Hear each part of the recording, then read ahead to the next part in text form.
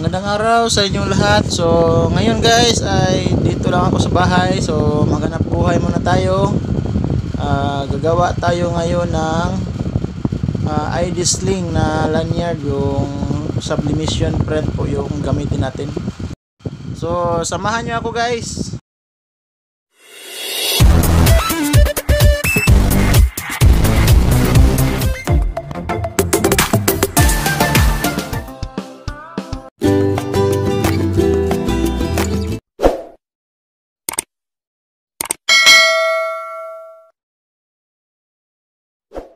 So yan na guys, no?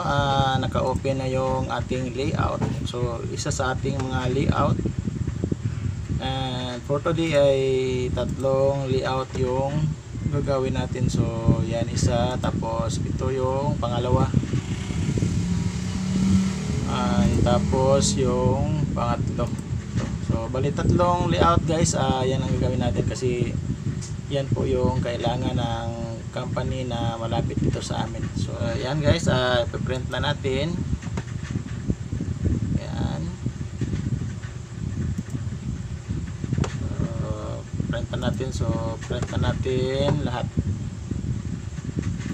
Yan. So bali ipiprint natin yung tatlong design guys.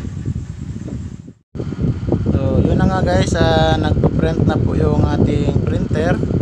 So bali yung ink po na gamit natin guys ay sublimation ink. So yan po yung gamit na ink para sa lanyard or yung sling na gagawin natin.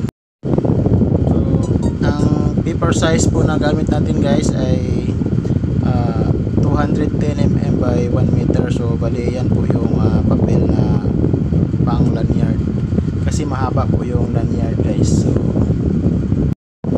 yan guys, pagkatapos natin mag-print, punta na tayo doon sa aking shop. So doon natin siya i-press kasi wala dito sa bahay yung machine na pang press ng lanyard. So punta tayo doon sa likod. Ngayon guys ay i-cut na natin yung lanyard kasi naka-roll po yung lanyard. So kailangan natin i-cut base sa haba ng ating layout.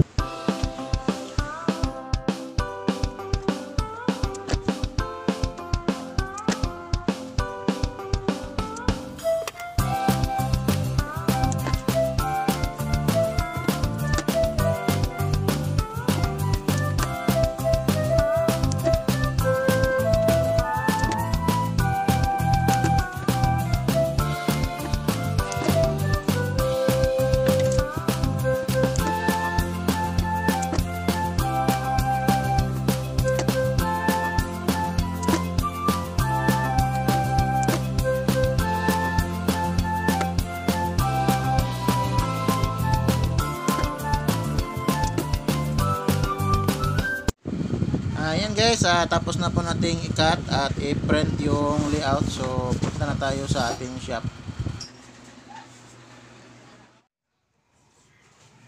Bago natin i-press guys ay kailangan muna natin na ipadikit yung mga lanyard na pinutol natin doon sa layout. So dapat nakatugma yung lanyard, yung white na side sa layout na print natin. So dapat ganyan bago natin i-press sa ating machine. So guys, keep on watching.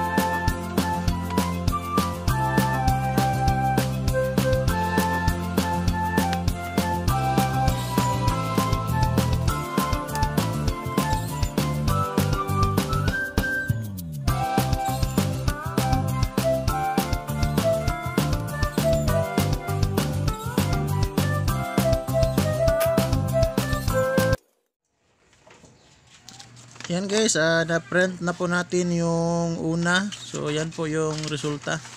Bali lumipat na po yung layout sa lanyard.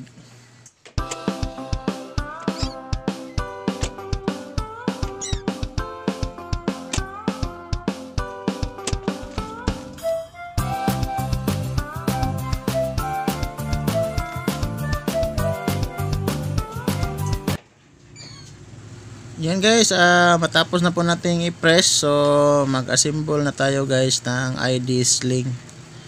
So bali ito po yung mga kailangan natin guys. Kailangan natin ng side release. So yan po. Tapos kailangan din natin ng ID hook.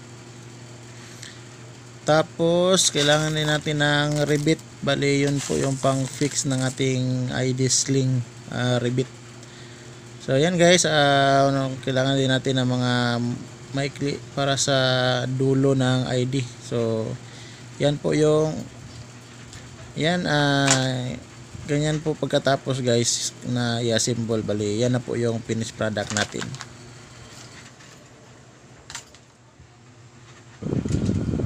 Unahin natin i-assemble guys ay yung bali na sa dulo ng ating lanyard. So yan, pasok natin yung maikli sa side release, tapos lagyan natin ng hook at lock natin gamit yung rivet. So yan lang po pag-assemble na nasa dulo ng ating lanyard guys.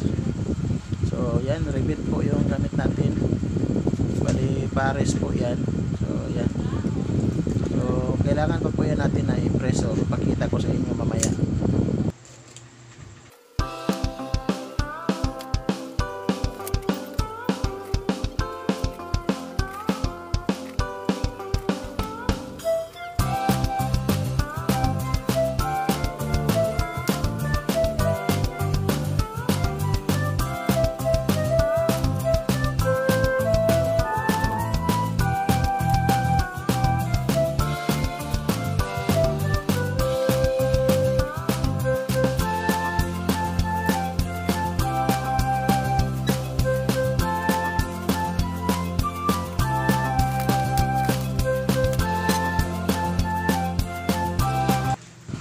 So ngayon guys, ang i-assemble naman natin ay yung pinaka main. So dapat pantay. So linagyan po natin ng pattern na yung red.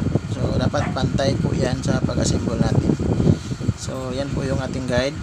So assemble na po natin guys. So yan, pasok po natin yan sa kabilang dulo ng side release. Tapos i-lock din natin gamit yung rivet. So yan guys, tasan muna natin, tapos ipasok natin yung rivet. So same procedure yung ginawa natin sa kanina guys. So bali pares po yung rivet, magkabilang dulo po yung rivet. So yan na po guys yung finished product. So kulang na lang ay i-press natin.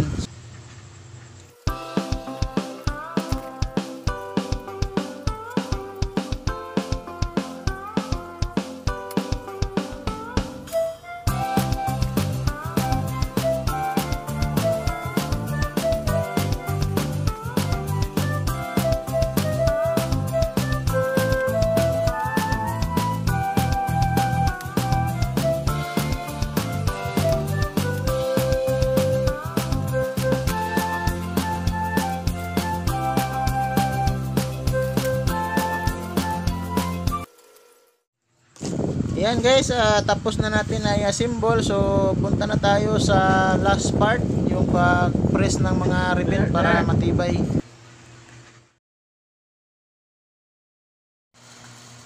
So gamitin natin yung press machine guys. Doon po na to ipe-press yung rivet para tumibay yung lock. So bawat isang sling ay dalawa po yung i-press natin. So magkabilang dulo ng side release. So yan guys, yan na po yung last part. Bali dalawa po yung i-press bawat ID guys.